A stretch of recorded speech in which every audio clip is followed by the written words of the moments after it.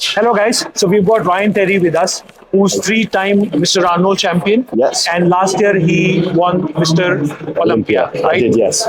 Thank you so much, Ryan, for I appreciate it. Thank you for coming having to me. my show and to India. Thank you. So is this your first time to India?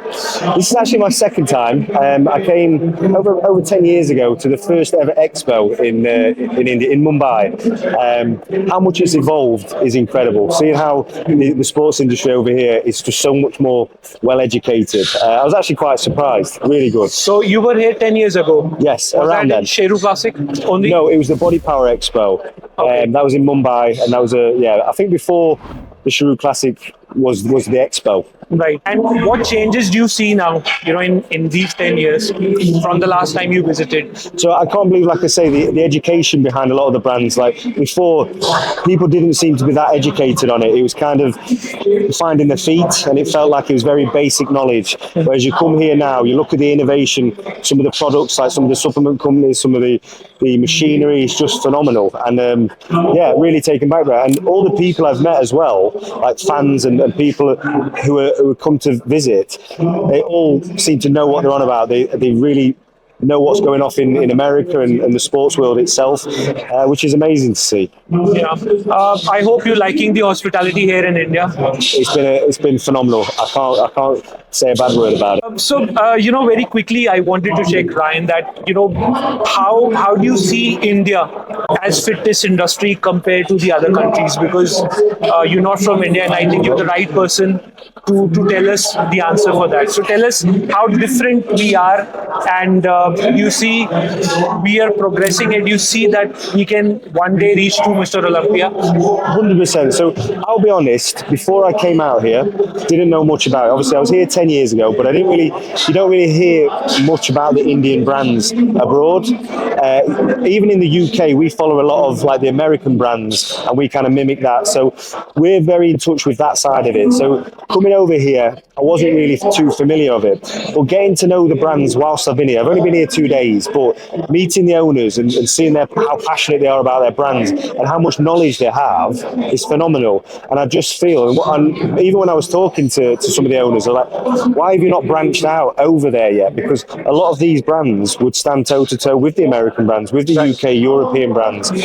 So I do feel like maybe it's time to start pushing a bit more out there to the wider world.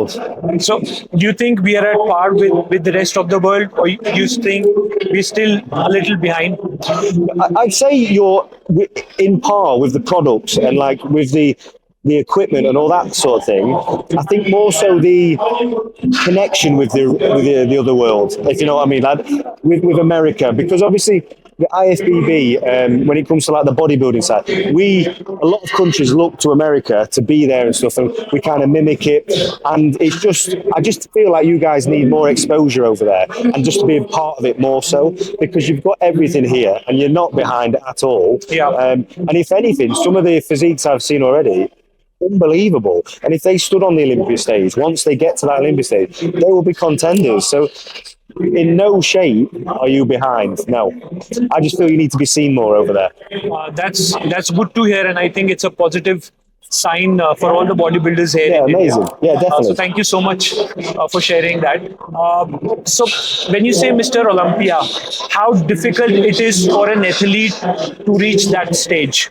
So the men's physique Mr. Olympia is obviously the pinnacle of our sport. So you look around the world, there's over 1 million competitors, and it is such a popular sport now, and every year it's growing, every year it's evolving, and it's very hard to get seen. So it's not something you can wish overnight and think you're going to be there in a year's time. You need to really plan methodically how you're going to do it.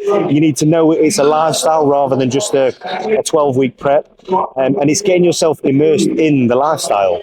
And then basically the steps you need to take is from an amateur level is to do a regional show, to then trying to qualify to a national show, then from a national show you need to win a pro show, you need to get to the Olympia. So there are steps to take, and there's a lot of people wanting that. So I feel very fortunate that I've managed to get to the top.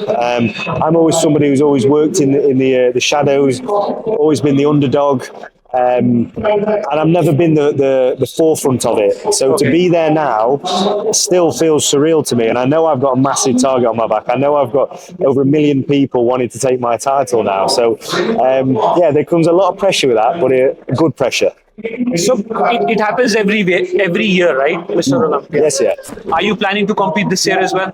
Oh, yes. So I actually start my prep for the Olympia in 2 days' time. So I fly back to the UK on Monday, and that's when my prep starts. We're 16 weeks out from Wednesday.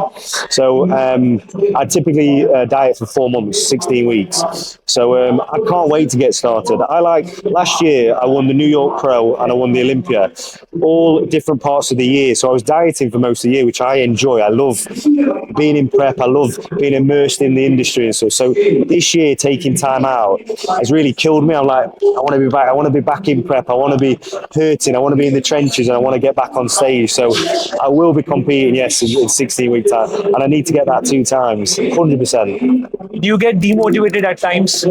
Everybody gets demotivated. Anybody who says they're motivated 24/7 is lying. Everybody's human. You have ups and downs in your life, and that transitions into being demotivated when you're training. And you can't go 100 miles an hour every day. It's just not possible. You can't live that high 100 times a day. So, yeah, there are times it's demotivating, but I have like things in place to bring me back from those places. So, for instance, I've always wanted to be the best in the world. So, knowing that somebody was better than me anywhere in the world, I used to play mind games with myself and say, is that guy working harder than you? That guy wants it harder than you. If you're not going in 100% to your gym sessions, if you're missing your meals or you're cheating on your meals, then you don't want it as hard as somebody else. And the industry and the division is so tight now, and the standard is phenomenal. The smallest thing they can take from you. So all these little things I just reiterate in my head, and it keeps me on track. Tell me a little about Sheru Classic. What do you think, how important this platform is for Indian community? And I think now Sheru Classic is available in a lot of different countries. Yes. I think they're now available in 10 different countries. Yeah. So what is that role, or what is the importance that you feel of this platform, which is Sheru Classic? So the Sheru Classic around the world is very well known in itself. And I remember I've always followed bodybuilding, even when I was a teenager, before I got into the industry, I'd always followed bodybuilding, and I always knew about the Sheru Classic. I remember when Ronnie Coleman and the people were coming over to compete over here. So I remember those days. And as a kid, I always saw Sheru as a prestigious show, and it still holds that weight now. So for me to be here, it's an honor anyway. I was privileged to be asked to come out here, but to also be associated with it and to see how much it's growing. Even in the UK, they did it last year. Yeah, I think it's very important for it to be part of the IFBB and part of bodybuilding. Sure. So, I was searching for you online, and there are different titles that you've won. Yeah. But may I please request you to tell our viewers that how many titles have you won, and the biggest event like the Arnold Classic and Mr. Olympia. So if you can just tell. So I got into the industry in 2010. I first started competing in 2010, and I remember writing a board of all the titles I wanted to win in my career. Yeah. And it came from like prestigious like rankings. So when I started, I won Mr. Great Britain and then Mr. World in like modelling. That was a different federation in modelling. And then as I transitioned into bodybuilding, men's physique, I wanted to get all the most prestigious titles and work my way up to the Olympia. So I was a British champion, European Arnold champion, UK national champion, Arnold Classic US champion, Arnold Classic UK champion. There's multiple. New York Pro Champion, Pittsburgh Pro Champion, Asia Grand Prix 4 times Pro Champion, Atlanta Pro Champion, Miami. There's quite a few. The list goes on. And then I won the Olympia, the men's physique Mr. Olympia. Let's talk about your initial inspiration. Yeah. When have you decided, or when did you decide that you wanted to move to bodybuilding? Was it like from the childhood only, or it was much later? Yeah, so I got into bodybuilding from body dysmorphia. So when I went into my teenage years, when I was about 14, I started to realize, even though I was very competitive, I came from a very competitive background. I was the youngest of three, always competing against my brother and my sister. In anything we did, academically, physically, sports, we were always competing. When I was 14, I was very aware of how I looked, and I wanted to join a gym to build self-confidence. At the time, my stepdad was class 1 British champion, bodybuilder, big bodybuilder. So he introduced me to a backstreet bodybuilding gym, very hardcore gym. And he basically said, if you change the way you look, your appearance, mentally and physically, you'll feel better. So that's how I did it. I never thought about competing because I was never somebody who wanted to take his top off in front of people. I didn't have the confidence to do that. But I trained for 7 years around bodybuilding. I watched them diet. I saw their dedication, their motivation, how strict they were, and I loved it. And I just thought, you know what? Once I'm going to step out of my comfort zone and try it and see what happens. And I dieted down. I didn't tell anyone I was doing it. Didn't even tell my training partners. Day before the show, I entered it, and I won that show against the world number 1, Rob Riches. He was Optimum Nutrition's top boy, muscle and fitness front cover guy from America. And by winning that show, it catapulted me right to the top of the ranks quite quickly. And before I knew it, it became my job, and I was sponsored, and it kind of just rolled from there. So did you also, so a lot of people here in India, their inspiration is either Arnold Schwarzenegger, Ronnie Coleman, Jay Cutler. Yeah. Did you also had some sort of... Yeah, massively. So my inspiration, again, I followed bodybuilding. So Flex Wheeler was always the physique. Yeah, the physique. I never wanted to, I was never inspired to look like that. I never aspired to look like that, but I was inspired by the way his work ethic, how beautiful his physique was, how symmetrically perfect it was, and that was always something I concentrated on in my shows and my physique. I always wanted perfection. Like, I wasn't bothered about size, I just wanted it to be very symmetrical and aesthetic. So he was the guy I always looked up to physique wise, but then mentality wise I was really inspired, and who are good friends of mine, is Jay Cutler and Flex Lewis. They were those, even to this day, they're always the first people to walk into the expo, and they're always the last people to leave. And they've got so much time for their fans, and that's something I've always tried to mimic. I've always tried to give as much as I can back to my fans. They work hard with their families. They've got good family life, and they also have good business sense. They don't just blow all their fortune or whatever. They've invested well into properties, and they've looked at their future and their family's future, and that's something I've always prided myself in. So they were the top 3 people I really looked up to. Sure. Now, since you're talking about family, tell us who all do you have in your family? Yeah, so I have a wife. We've been together 10 years. Been married for 4 years. And I have 2 children. So I've got a 3-year-old son and a 10-month-old daughter. Wow, that's great. Yeah. Let's again talk about, I think when I was doing research about you, are you author as well? Do you write books? Because I saw it on your website. There were different books that you published. So basically, I'm not an author in any way, but a lot of people wanted to know my workings, how I approach nutrition, how I approach training, how I approach stepping on stage. So I started writing ebooks because instead of me trying to speak to people individually, it was never going to happen. And people are always asking me, what's your training plan? What's your this? So I ended up putting a book together. Only about 186 pages, I think, each one. But it was just showing each year how I've adapted my training, how I approach my nutrition, things like that. Okay, so in your language, tell us, what is the difference between 2-1-2 bodybuilding and men's physique? There is a big difference between 2-1-2 and... Funny enough, I only found out this yesterday. So if I was to do classic physique, my weight cap would need to be 212, which is open class bodybuilding. So it just shows, even though like we are very close when it comes to on a weighing scale, right, our physiques are very, very different. So correct. A 212 is typically quite short, but very rounded and very big, very heavy in muscle, very 3D, very muscular. And they go for like a harder, more aggressive look. Whereas men's physique is supposedly that attainable, inspiring look where people can aspire to look like they can get to that. 212 is a very 1% of the world who are ever going to get to that size and genetically are gifted to get to that size. Whereas men's physique was supposed to be more attainable to everybody, the wider market. And it's more, I think that's why it's very popular, because more people feel they can get to that stage. But you get inspired looking at 212 bodybuilding, or you're still okay to be competing in men's physique? Yeah, no, I would never want to be a 212. Again, I'm inspired by it because I respect the work ethic that goes behind it, because I've been around that most of my life, 21 years of my competing and training. I know what it takes to be that good of an athlete. So I respect it massively. And I'll always give 212 open class classics to every division all my time. But I wanted to be a good father where I can be aesthetic, fit with them, I can run about, I can do sports with my kids, and I wanted to be functional. And it's very hard at that level of a 212 to have both of that. So for me, I'm very happy in men's physique, and that's where I would always stay.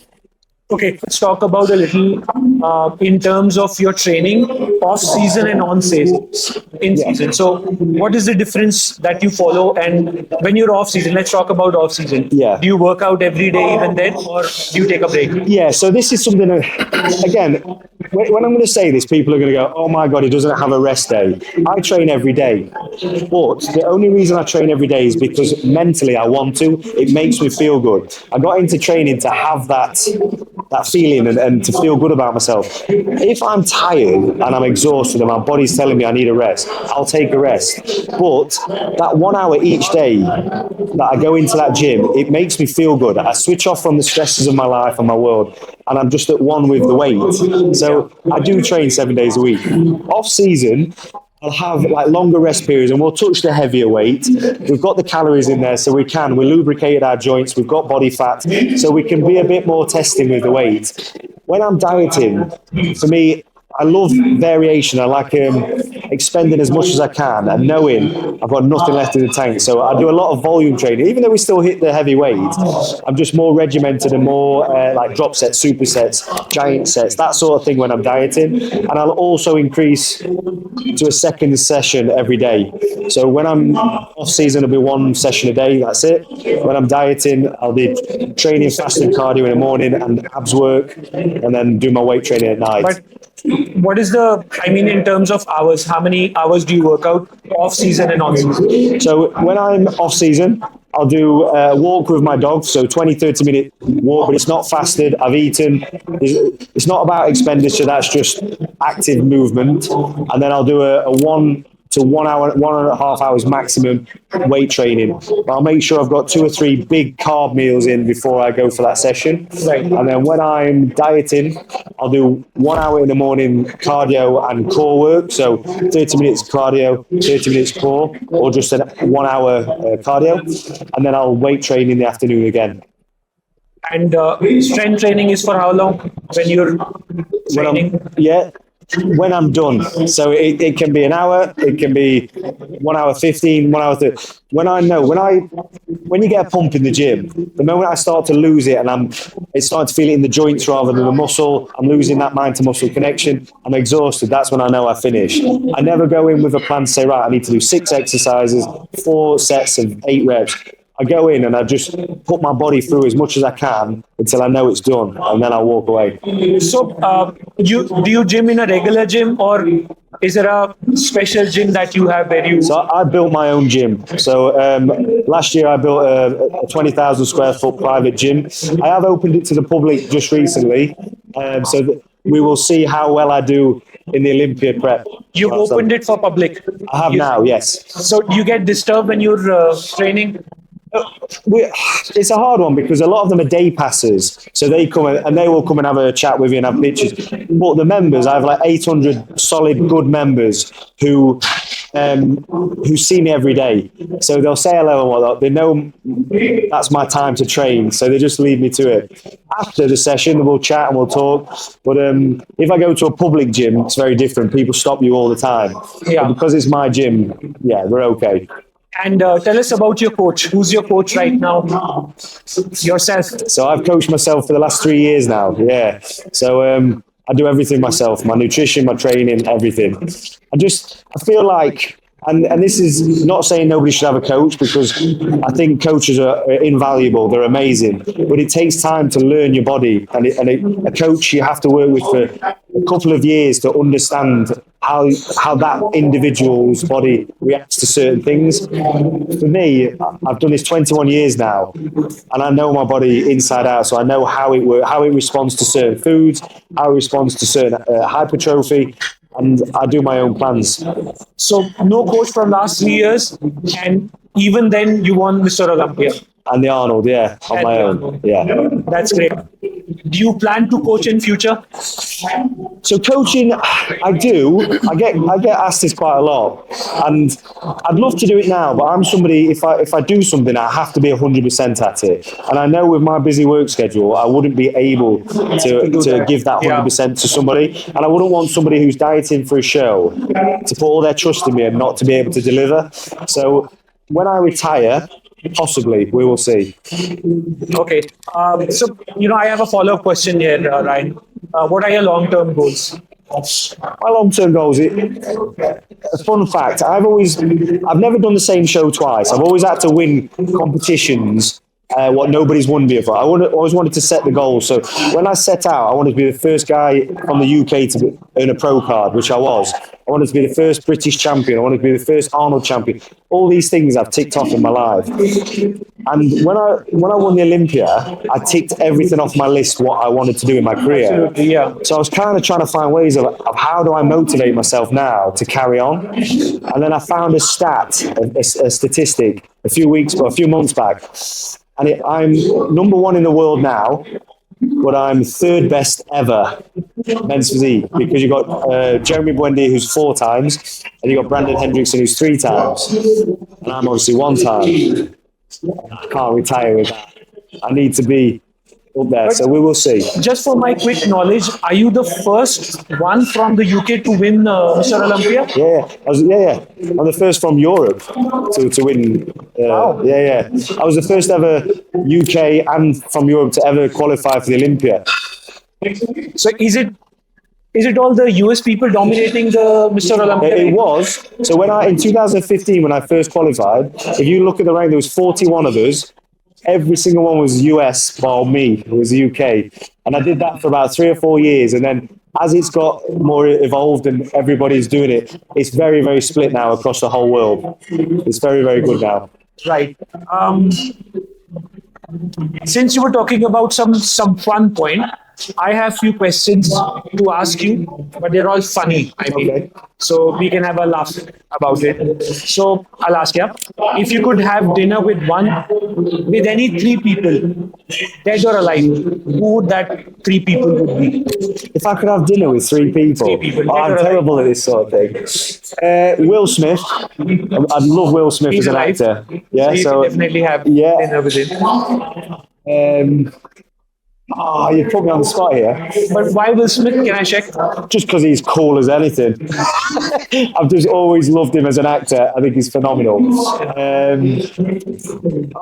Come on, Ryan. I'm panicking here. How about your wife? Oh yeah, I love. Yeah. Do you want to go back home? Yeah. Dinner with my wife, obviously. Yeah. And maybe someone like Jeff Bezos or what's his name? Tesla. Who owns Tesla? Come on, guys. That guy who owns Tesla. Someone like Bill Gates or someone like, just to understand. Entrepreneur. Yeah, just to understand how they tick. I've spent a lot of time with very successful people, and they all have a very, very similar aura about them and how they conduct not only their work life, their social life and their family life. And it'd just be interesting to sit down with somebody of that stature and understand it more. So something like that, yeah. Good answer. So you have a mixture of everybody. Yeah, exactly, yeah. All right. Your favorite cheat meal? Cheesecake Factory in America, they do a smokehouse burger, very specific. Smokehouse burger with sweet potato fries and an Oreo milkshake. But that's in the US, you're saying? That's in the US, yeah. So basically, I've competed 10 years in the US now, and every year, the day after the show or the night after, or when I step off stage, I take all my team out for dinner. But we have to go to the Cheesecake Factory, and that's my go-to cheat meal after 16 weeks of dieting. It's the best meal ever. Amazing. Great. If you weren't a bodybuilder, what career you would have pursued? So I wanted to make my dad proud, and my dad and his whole family. That's how my mum and dad met in the fire brigade. They were chief officers. They were very high up, and I've got family photos from hundreds of years back where it goes back so far. So I would have loved to go in the fire brigade. I had injury to my back at the time when I tried to get in when I was younger, and they wouldn't let me in because of it. So that would have been a good thing. But I think my path would have taken me into property developing because I was a plumber before I was doing what I do. I used to work on site in construction. I renovate houses still now behind as my hobby. I still do that in the background. I saw one of the videos wherein you're using a measuring tape and doing something. So I built that last year, a big gym. So I personally had 40 contracts. I project managed that. The year before, I built a family home, and that's what I do. I kind of have projects. I also feel that after having a discussion with you, you're a one-man army. You coach yourself. Yeah. You build your houses yourself. Yes. You build your gym yourself. Yes. So I think you have a lot of confidence in yourself that you can do everything. I wouldn't say that. Maybe I just. Yeah, I don't know what's the word. I don't trust anybody else. Joking. I'm sure. If you could challenge any celebrity to a bodybuilder pose off, who would that person be? If I could challenge anybody, well, somebody who's good. Yeah. I think what would be good is to go with Chris Bumstead, do a vacuum. And the only reason I'd want to do it, I'm good friends with Chris. The only reason I'd want to do that is because everybody comments on I should be doing classic physique and I'd be able to beat Chris Bumstead at the Olympia. And I wouldn't be able to. We are worlds apart. So two physiques, very different. And yes, we can vacuum and we've got nice structures. But when you put us together, I look like a boy next to him. He's a very, very big guy. He holds a lot more muscle than me. So it'd be nice to compare us and say, look, we're not the same. He is a classic physique. I am men's physique. So that is it. What is your favorite exercise? I mean, which body part is you like training? So my favorite body part at the minute is back. That's what won me the Olympia last year, and I had to work a lot on my back to bring it up to be a contender for first place. So I learned to love training back. I train back twice a week now to keep that fullness. The one muscle part I absolutely can't stand is abs because I trained them so much and so hard for so long. I now just don't enjoy doing them anymore. It's the most difficult body part. It is, and I put so much into them as well. So when I start dieting, I train them 3 times a week. It goes up to 4 times a week, and it's a lot of training. And like the moment I step off stage, never want to train them again. Yeah. Okay, so this one is good. What one question you wish interviewers would ask you every time they're interviewing you? What I wish they'd ask me. Yeah, like I'm asking you questions. I think again, it might not be what the viewers and people want to see or hear, but I think talking about my support network, i.e. my wife. Yeah. So she doesn't get the credit she should get because if it wasn't for her holding obviously the family down with the 2 kids, I would really struggle because she is phenomenal. So she doesn't get the credit. She doesn't like being in front of the camera. She doesn't like being at these things. So she's always at home. But if it wasn't for her support, I wouldn't. I'm getting a bit emotional. In fact, I had that question Okay. for you. I wanted to ask that question. I'm just saying, just to reiterate on that, it's just the fact that nobody sees the downside to it. Everybody sees the highs, and when you're winning, they see all the glory on social media, and they see the best parts of your life on social media. Yeah. So they don't see the dark side of it. So like if you don't get the win you want, or if you get injured and you have to go through the hardships, she's the one when anyone else isn't, she's the one helping me and picking me up and supporting me. So they're the sort of things I'd like to give more recognition to. So all brownie points to you. Yeah, if she sees this, yeah. You can go home safely Thank you. with that. Thank you. But tell me, since you're talking about the dark side, do you also feel that at times, and how do you motivate yourself? Yeah, I do feel it at times. Like I'm somebody who's gone through quite a lot in my career because I've been in it quite a long time. So 10 years, I've had places where they've not gone my way. I had a serious injury in end of 2007, 2018, where I was the favourite to win. I was second in the world. I was the Arnold Classic champion. I'd moved to America. I had all the momentum going into the Olympia. And I tore the labrum. I had a really bad accident. I tore the labrum in my hip. And I was on crutches for 6 months. I had to operate. And the guy I was always beating then won the Olympia. And I'm getting smaller. He's getting bigger. The division's evolving. And it was really hard for me to sit in a hospital bed and watch people taking the titles I'd worked so hard for. And for me to go back down the ranks again. And then to work my way back up. It took 6 years from that point to get back to where I wanted to be, which was last year. Never thought it would take that long, but it was a really hard road because people just wrote me off. People was like, he's done now, he's never going to catch them up. And that was the most motivation I've ever had in my life because I always like proving people wrong. So when people had wrote me off, I was like, now it's my time to prove I'm worthy of being there. So yeah, that was it. Sure. Some final words about Sheru Paji, Sheru Amrish. Yeah. Yes, so it's basically just a massive thank you, big shout out to Sheru for inviting me out here. We have crossed paths a fair few years, but I travel a lot with sponsors. It's just never felt right. So for me to then win the Olympia and then to come out as Mr. Olympia has been massive. So I do appreciate Sheru, Mandish, and everybody who's got me here. Any final words for our viewers in terms, people who are fitness enthusiasts and who are looking for an opportunity to be a bodybuilder? So what final tips do you have for them? Just don't rush the process. Like immerse yourself in the industry and make it a lifestyle. So don't think you're going to be like at my level or anybody's level, being a sponsored athlete overnight. You need to work for it and be true to yourself. So don't follow the trends thinking this is going to get me here sooner. Right. Follow your beliefs and how you want to portray yourself to the world. So a lot of people said to me I had to be quite arrogant, cocky, confident, step on people to get to the top, and you need to have this like cutthroat mindset. Whereas that's not how I was raised. So I was like, no, you don't. There's a different way to do this. And I was always just true to myself. And yes, it took a lot longer than expected, 10 years winning the Olympia, but I always believed in myself and always believed if I stay in my lane, keep myself to myself and just follow how I want to be and how I want to portray myself, eventually it'll get recognized. And it did 10 years on. Yeah. Thank you so much, Ryan. No problem. For taking out time today It was and nice to meeting meet you. us. No problem. We wish you all the very best and Thank you. great success in the coming years. Thank you very much. May you break the record of Ronnie Coleman of having 8 Well, nights. probably not. Probably not. The wife would kill me if I stayed in it for 8 years. Yeah. Thank you so much, Ryan. No, I appreciate Pleasure it. meeting you. Thank you, guys. Thank you.